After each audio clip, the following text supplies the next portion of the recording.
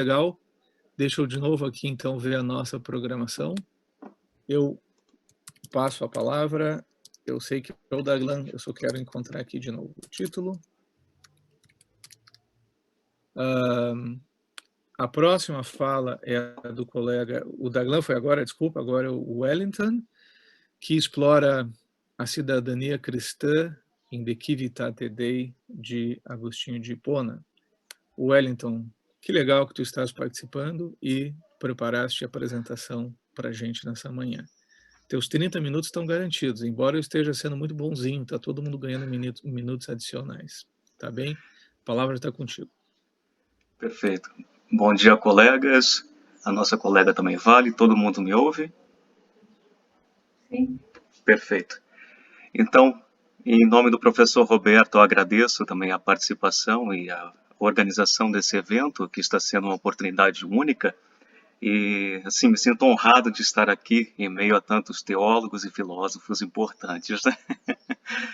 Então, como o professor Roberto falou, a minha investigação se deu sobre o conceito de cidadania cristã na obra De Civitate Dei, de Agostinho de Hipona. Para início, então, de conversa, eu vou apenas dar uma explanada sobre alguns aspectos históricos da obra da Cidade de Deus, que serão importantes ao decorrer da minha investigação sobre o conceito de cidadania na referida obra.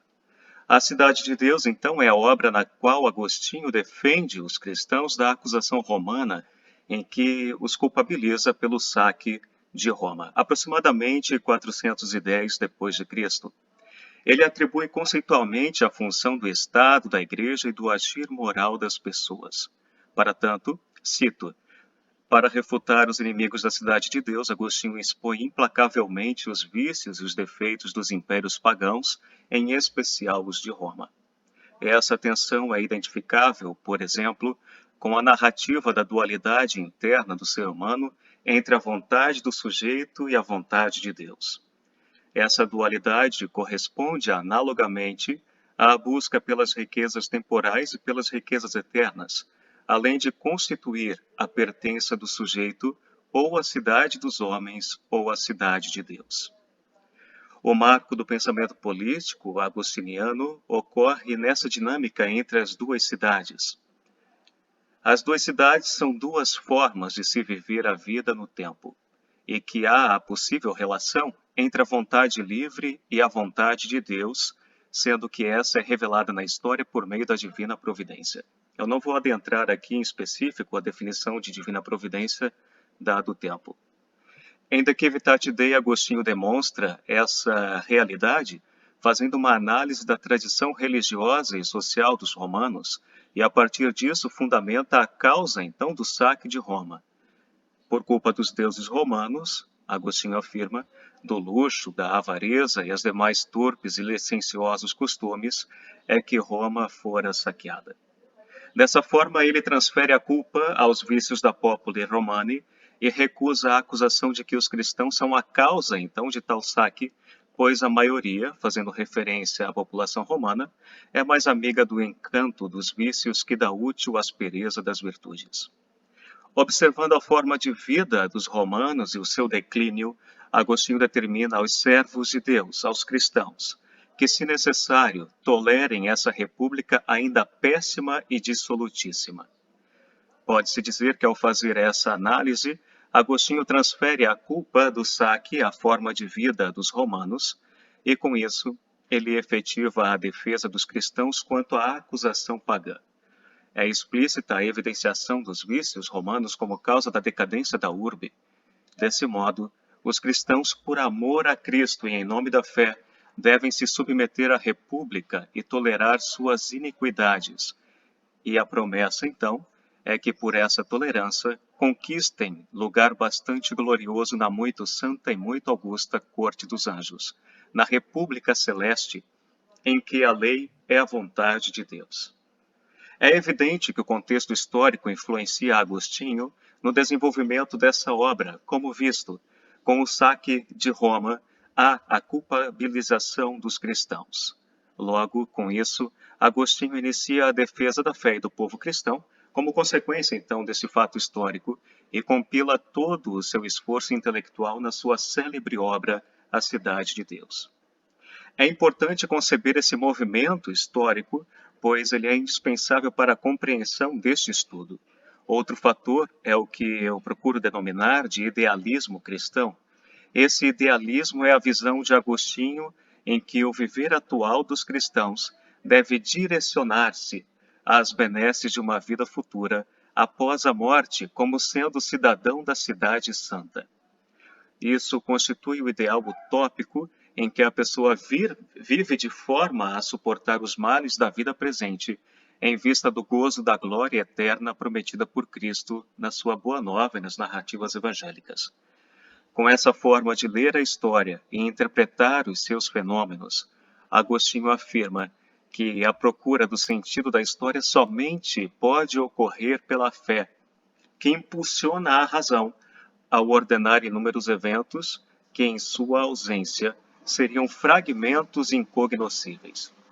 Essa determinação relacional entre a fé e a razão constitui a forma pela qual Agostinho reinterpreta a história, isto é, como ele efetiva a sua teologia da história à luz da revelação de Deus. Portanto, a partir dos pressupostos que eu acabei de demonstrar, eu formulo a matéria central da próxima etapa, então, que eu darei início.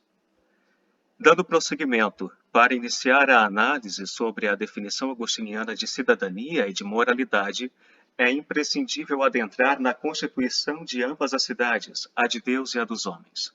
Para isso, Agostinho parte do pressuposto de natureza humana. Há dois aspectos importantes que devemos ter em mente. O primeiro é que Agostinho compreende a natureza humana como um valor universal e o segundo como detentora da faculdade da vontade. A segunda inferência é importante neste momento. Na visão agostiniana, a vontade é conduzida pelo que ele denomina de dois amores, o amor ordenado e o amor desordenado. A partir dessa definição, há o intento de fundamentar as cidades. Quando o ser humano age, orientado pelo amor desordenado, ele tem causas deficientes no seu agir, sendo que essa é de inteira responsabilidade da pessoa. É importante ressaltar que, por ter sido criado a partir do nada, ex nihilo, o ser humano tende ao nada, sendo que este é o oposto do ser. Por isso, contrariamente a essa inclinação humana, quando a pessoa age orientada pelo amor ordenado, ela tem causas eficientes. Porém, esse ordenamento é resultado da relação dialógica entre o livre-arbítrio humano e a graça dispensada por Deus. Cito: quem ama desordenadamente o bem, seja de que natureza for, mesmo conseguindo-o, se torna miserável e mal no bem ao privar-se do melhor. Há a formulação de um princípio universal de natureza humana que tem a vontade por seu fundamento. Mais adiante, no livro 13, há a determinação da necessidade humana de contar com o auxílio da graça divina como forma de superação possível da má vontade, fruto do amor desordenado. Possível porque cabe à liberdade do ser humano também aderir ou não esse dom dispensado pela graça de Deus. A graça divina, portanto, é capaz de gerar o ordenamento do amor humano para o que é bom, auxiliando a pessoa a ultrapassar o limite da sua vontade, que ora tende para o bem e ora para o mal. Os dois amores formam as bases fundacionais das duas cidades. Eles são as bases enquanto o amor ordenado busca o bem e o desordenado orienta a vontade a agir de maneira má, querendo a satisfação de seus desejos. Assim, Agostinho define: o amor próprio levado ao desprezo a Deus fundamenta a cidade terrena. O amor a Deus levado ao desprezo de si próprio fundamenta a cidade celestial. Ora, respectivamente, os amores correspondem às cidades. O amor próprio, desordenado, a cidade dos homens; o amor a Deus, ordenado, a cidade de Deus. Dessa forma, quando o ser humano ama o que é bom e busca orientar a sua vontade ao objeto amado, ele não apenas conhece o que é bom, mas ama-o e orienta-se em sua direção. Entendendo a relação entre a vontade humana e os dois amores, infere-se que, primeiro, o amor ordenado leva o ser humano a viver de forma boa, e segundo, o desordenado, naturalmente, faz viver de forma má, para que o sujeito alcance a máxima perfeição possível do seu ser.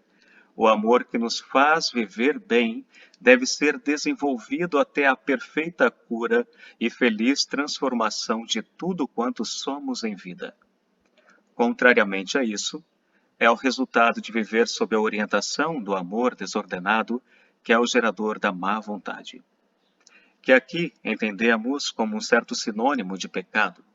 A medida para que as ações humanas não incorram em o mal é a forma como o sujeito lida com as situações boas e com as ruins que surgem no dia a dia. Isso demonstra que a relação entre, aspas, pecadores e justos é próxima e tudo pertence da forma com a qual interpretam e vivem tais fatos, pois a vontade do sujeito pode ir de um extremo ao outro. Consequentemente, como os pecadores fazem mau uso não apenas dos males, mas também dos bens, assim os justos fazem bom uso não apenas dos bens, mas também dos males. Nesse sentido, há a necessidade da graça divina como forma possível de orientar a vontade humana a procurar o bem amado, claro, quando posta em relação com a liberdade de vontade de cada sujeito. É possível perceber que não há menção de determinado grupo social específico por parte de Agostinho. Pelo contrário, ele procura fundamentar a natureza humana partindo do conceito de espécie enquanto seres racionais. Com isso, não há a acepção de pessoas por parte de Agostinho, pois ele procura, então, se fundamentar nos conceitos universais, como eu citei agora, o de humanidade, de seres racionais, etc. Os dois amores, sob certa leitura universalista, estão presentes em todos os seres humanos. Isso explica a capacidade humana de orientar a sua potencialidade volitiva tanto para o bem quanto para o mal. Além disso, os dois amores são tomados como fundamento da cidade de Deus e da cidade dos homens, seguindo as consequências lógicas de viver sob o ordenamento de um e de outro. Do mesmo modo, devemos compreender o conceito de cidadania cristã, que se refere à pertença do sujeito à cidade de Deus, como potência universal capaz de ser transformada em ato por todos os seres humanos, dependendo da forma como vivem neste mundo.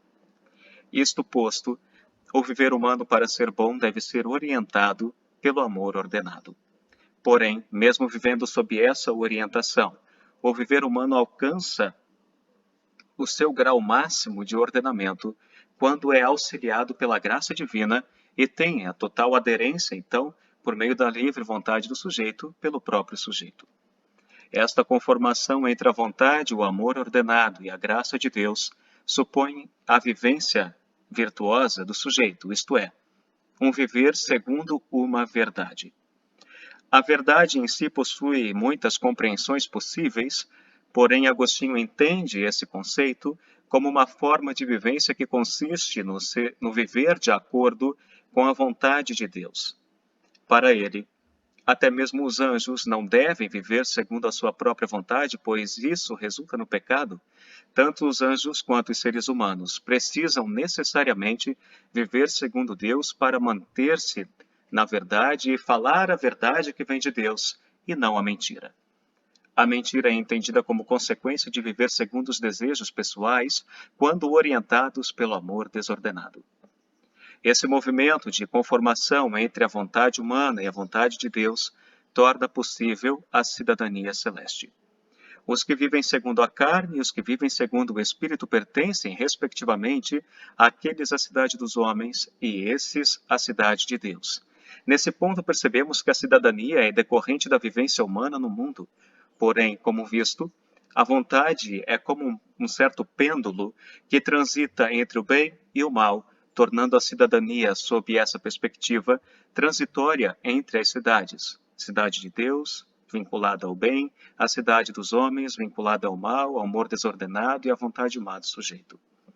Desse modo, a cidadania da cidade de Deus permanece como uma esperança escatológica, ou seja, como um ideal de uma vida futura da boa nova de Cristo a ser consumada no fim dos tempos.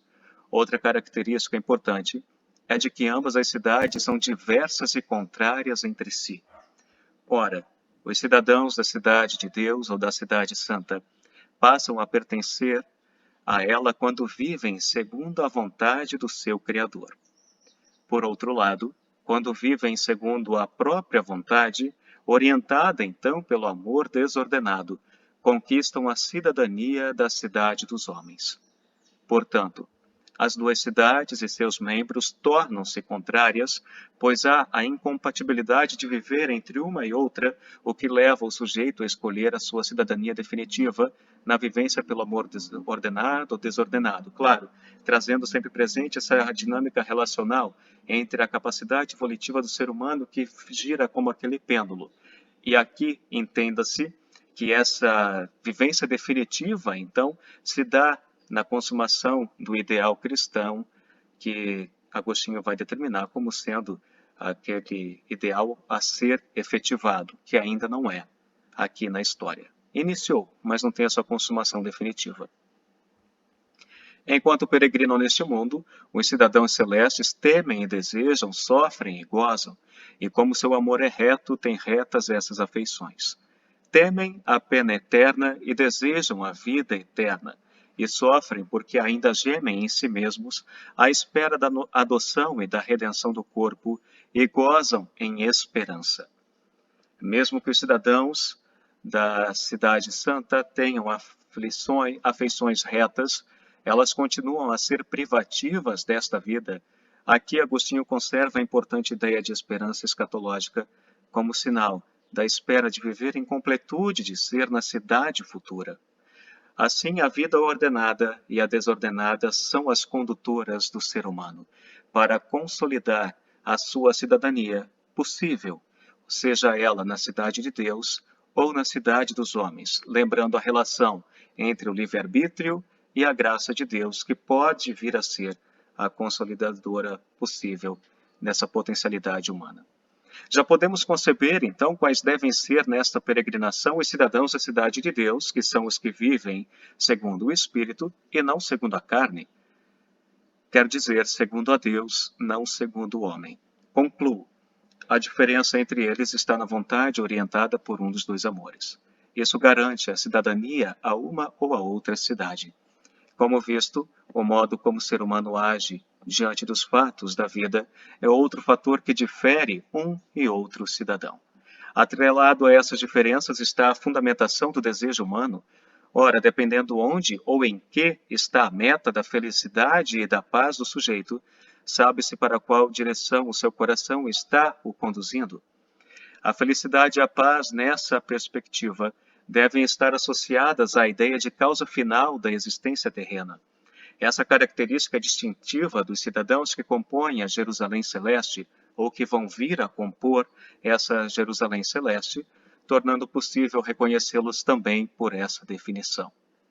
Com o entendimento de como ambas as cidades são fundadas e de como os seres humanos conquistam a cidadania em uma ou em outra cidade, devemos perguntar quais foram, então, os primeiros seres que compuseram ambas as cidades, né? Claro, na definição bíblica, tendo em vista a tradição judaico-cristã, em que Agostinho também está inserido.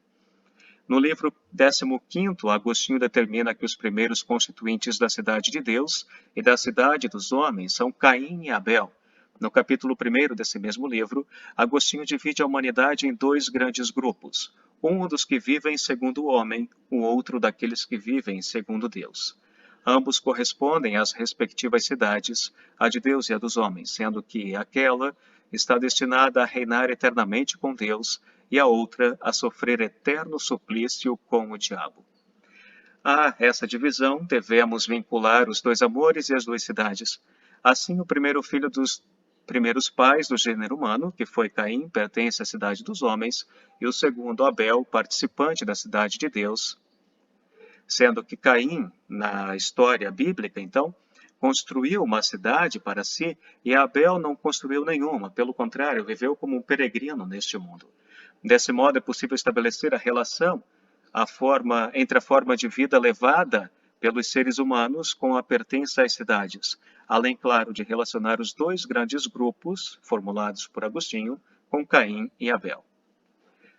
A mesma relação análoga é estabelecida entre as personagens bíblicas de Agar e Sara. Agar é uma escrava que gera um filho para Abraão. Sara é aquela esposa infértil de Abraão que recebe de Deus a graça de gerar um filho. Para Agostinho, nós não somos irmãos, filhos da escrava, e sim da livre, e Cristo é que nos adquiriu essa liberdade. Ele estabelece uma relação entre as personagens com as cidades. Agostinho afirma que a cidade terrena veio a ser imagem da cidade celeste. O mesmo vínculo imagético é estipulado entre Agar e Sara, pois Agar não simboliza a si mesma, mas a outra, logo Sara, e portanto Sérvia. Do mesmo modo que a cidade dos homens não foi fundada para representar a si mesma, mas sim para representar a cidade celeste, ocorre com Agar e Sara. A cidade que a prefigura foi, por sua vez, prefigurada por outra figura anterior. Pela personagem de Agar e de seu filho, Agostinho efetiva a afirmação de que eles não significam a si mesmos, mas sim, de certa maneira, são imagem dessa imagem, isto é, são uma cópia ou imagem de Sara e do seu filho, pois aquela que era estéril recebeu a graça de gerar um filho e nós, seres humanos, o que antes era uma limitação de nossa natureza, também agora pode ser superado com o auxílio da graça de Deus relacionada com a liberdade de cada indivíduo. Por conseguinte, pervertida pelo pecado, a natureza que gera os cidadãos da cidade terrena, a graça que liberta do pecado gera os cidadãos da cidade celeste. Concluo, Agar representa os cidadãos da cidade terrena e Sara, concebendo um filho com o auxílio da graça de Deus, gera os cidadãos da cidade celeste. Nessa mesma dinâmica relacional, Agar corresponde simbolicamente à cidade dos homens e Sara à cidade de Deus. Da mesma forma que para Sara foi dada a graça de gerar um filho, libertando-a de certa condição do pecado, à humanidade é concedida a cidadania celeste com o auxílio da graça de Deus e por meio da adequação, da decisão do ser humano por meio da sua livre vontade de aderir ou não a ela. Não obstante, então, há o livre-arbítrio que dá a responsabilidade de escolha a cada sujeito, cabendo a cada um decidir em aceitar os dons dispensados por Deus ou recusá-los. Para terminar, eu adentro rapidamente no princípio possível de cidadania universal, que Agostinho vai fundamentar também nesses livros do segundo volume da sua obra. Todos os seres humanos potencialmente podem vir a ser cidadãos da cidade santa. No livro 18, capítulo 47, Agostinho afirma que a Sagrada Escritura define o povo de Deus como sendo os israelitas, porém, também há a afirmação da inegável existência nas demais nações de alguns homens dignos de serem chamados verdadeiros israelitas, por serem cidadãos da pátria celeste, unidos com vínculos não terrenos, mas celestiais. Para fundamentar o seu argumento, Agostinho utiliza a personagem bíblica de Jó. Ele determina que a providência divina é que quis ensinar-nos, com semelhante exemplo, que também entre as demais nações existiram homens que viveram segundo Deus, agradaram-lhe e são membros da Jerusalém espiritual. No capítulo 19, no livro 19, também no capítulo 19, há a narrativa sobre a vida e os costumes do povo cristão.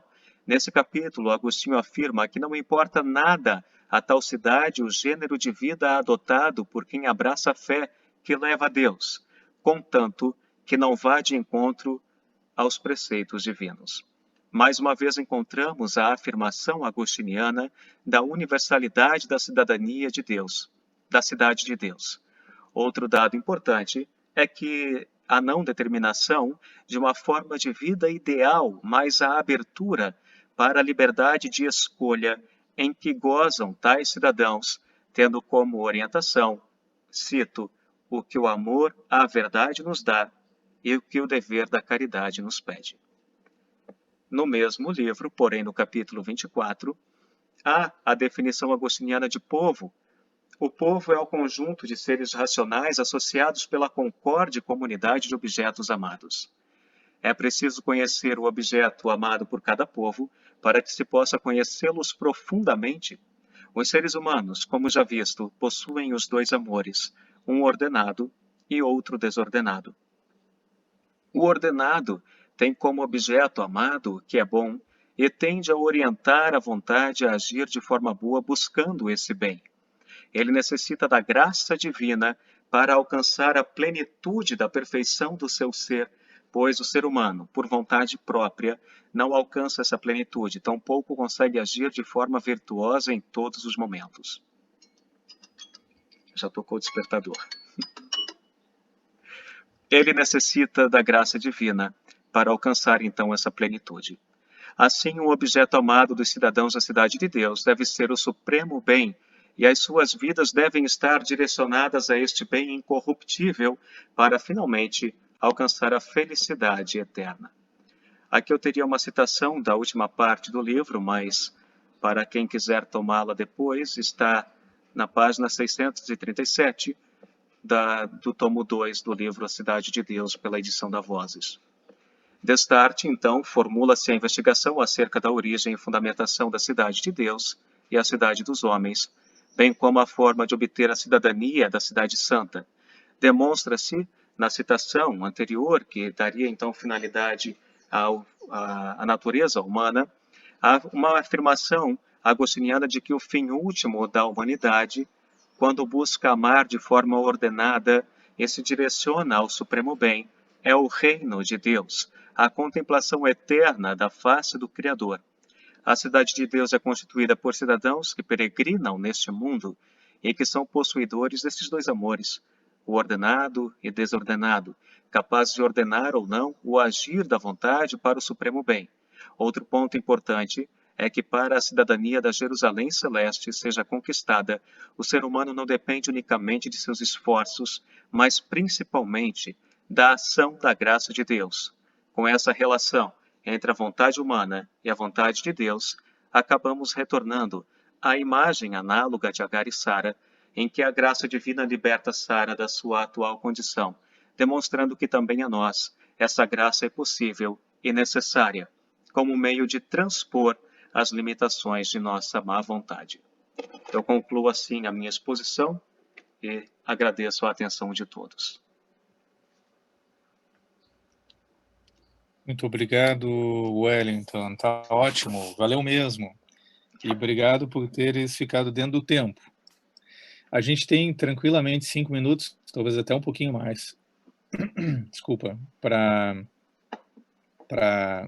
colocar perguntas ou fazer comentários para o Wellington.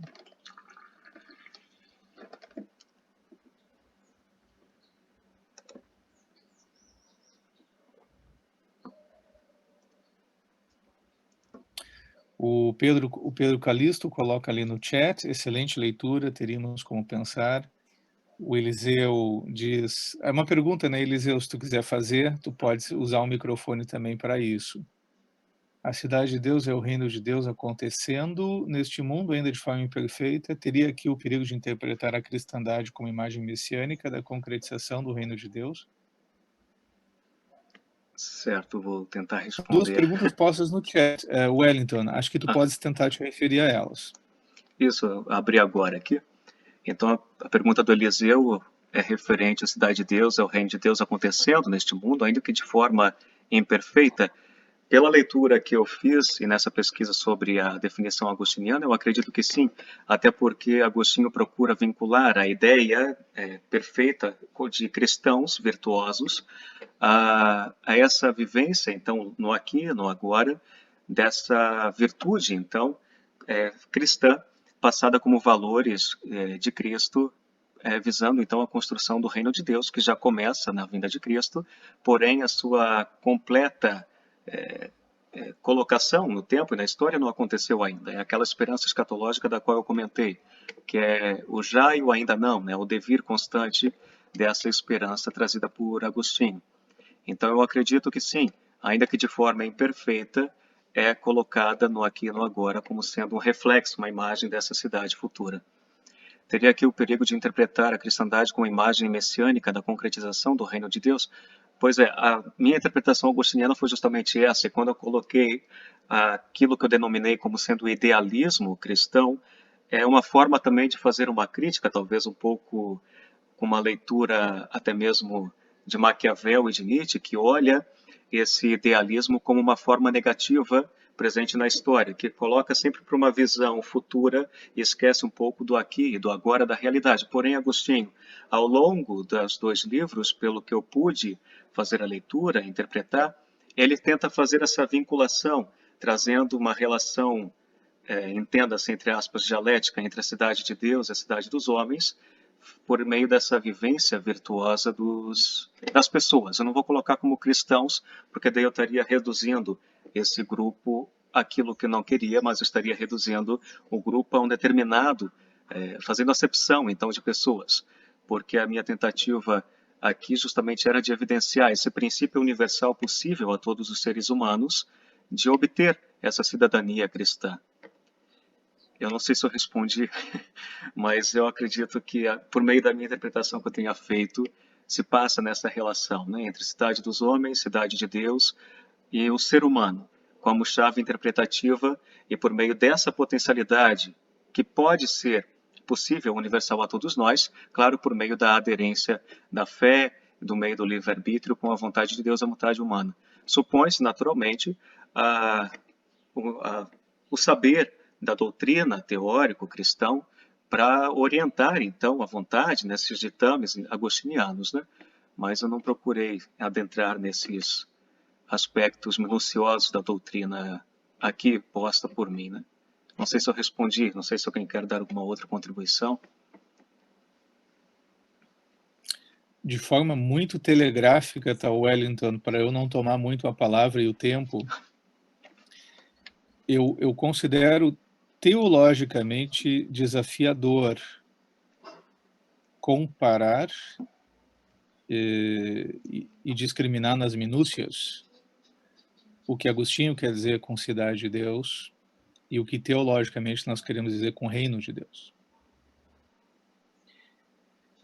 O conceito de reino de Deus é um conceito do Novo Testamento, ele naturalmente é conhecido pelos teólogos biblistas, que são os teólogos da patrística.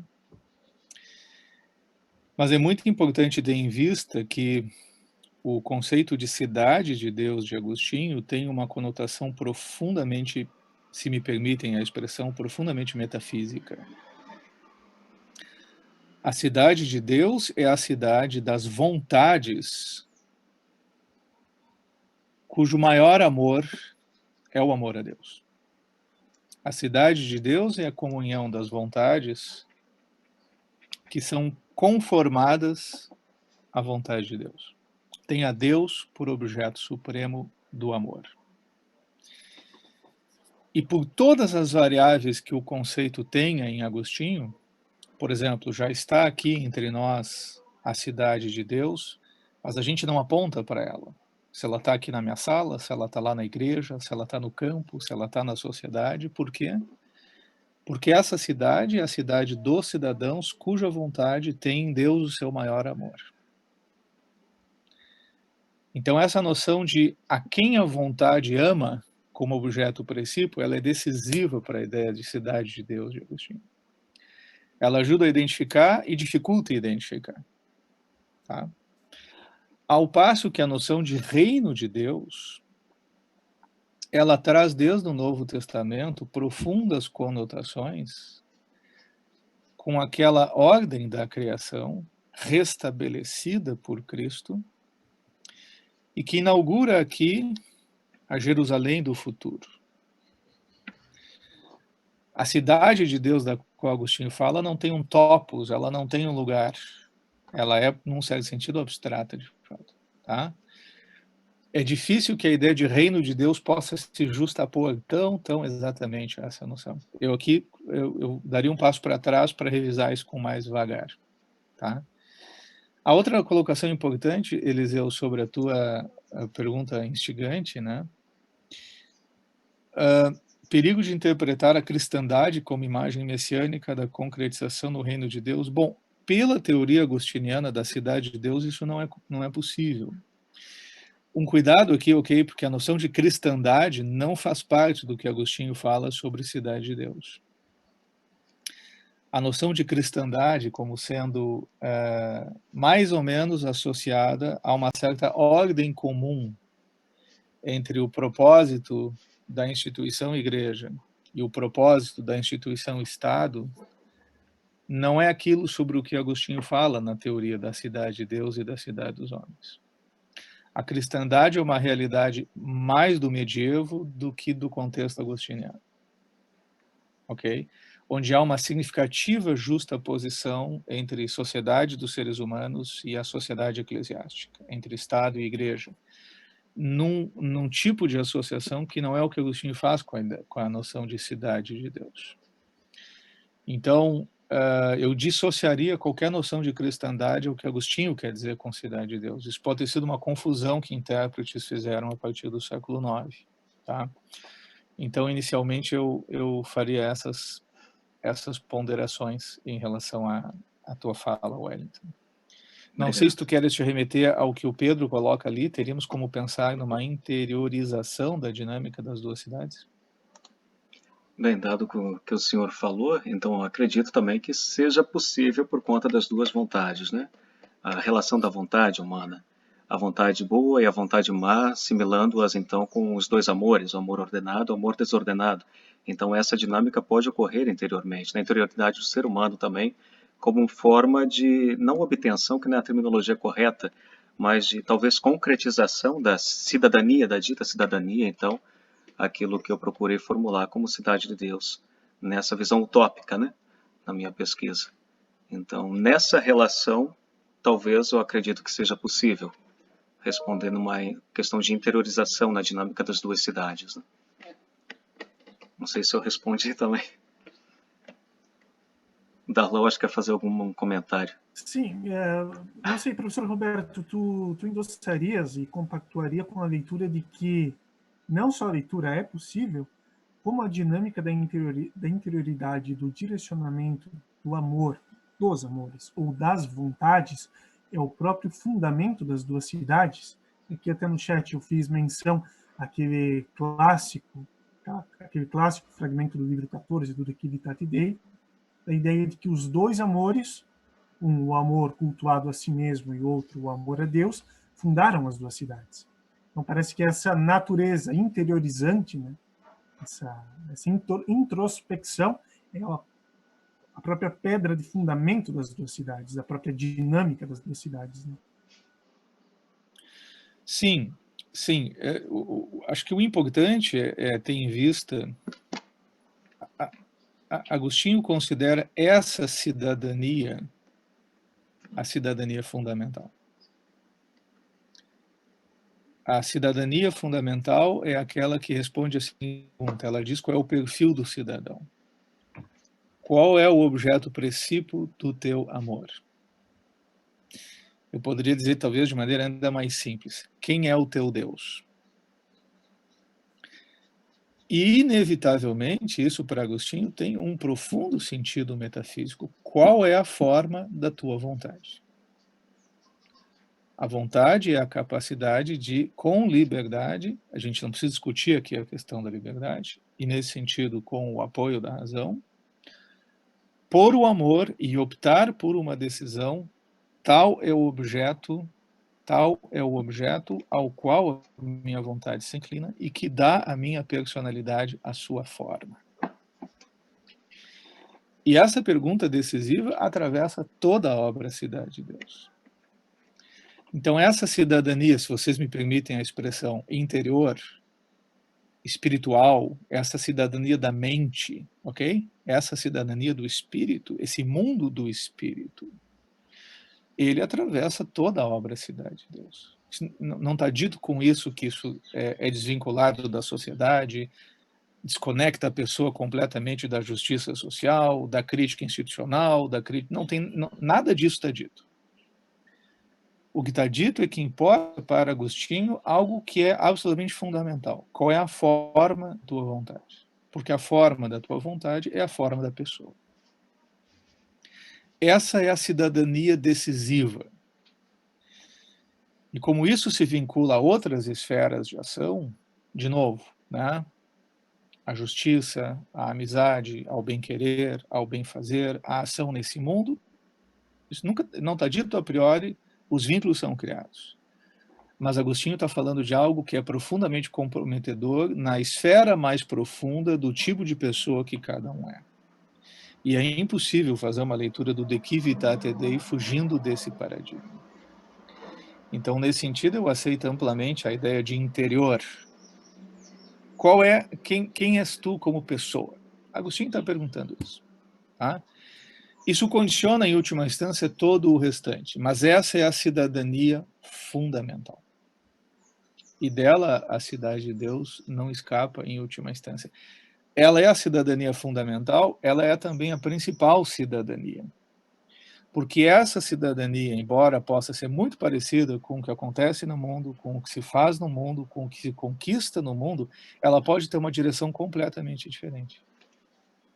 Uma das coisas que fazem de Agostinho um crítico da teologia política dos romanos e da teologia política de Varro é com o De Civitate Dei ele mostra que as finalidades da política neste mundo não necessariamente coincidem com as finalidades da política da vontade. Os rumos podem ser completamente diferentes. Deus, inclusive, pode não beneficiar muito os bons, nem os cristãos.